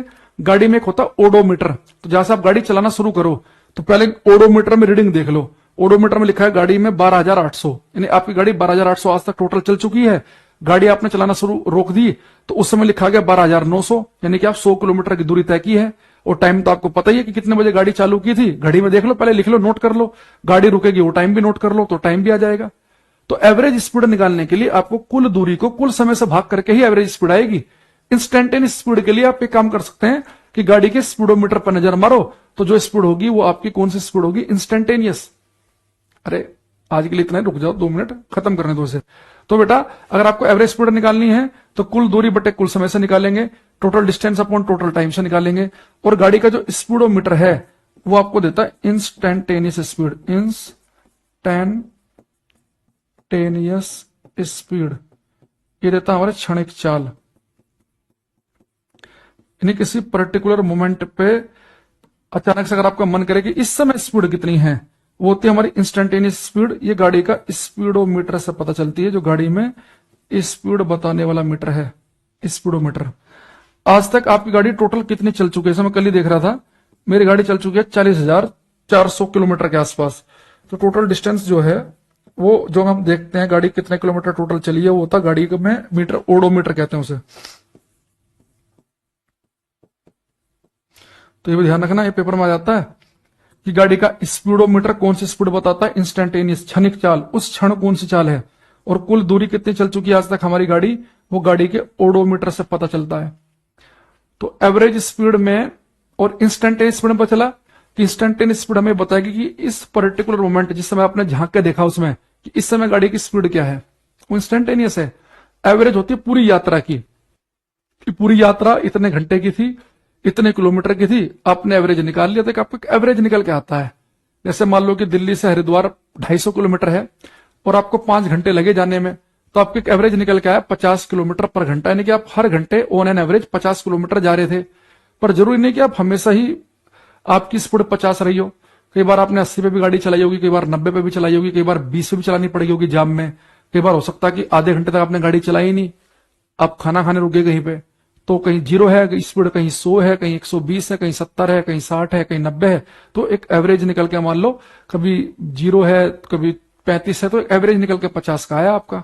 ठीक है, तो एवरेज स्पीड होती है कुल दूरी को कुल समय से भाग करेंगे, डिस्टेंस और टाइम दोनों स्केलर हैं, तो इसलिए स्पीड हमारी स्केलर क्वांटिटी बनेगी।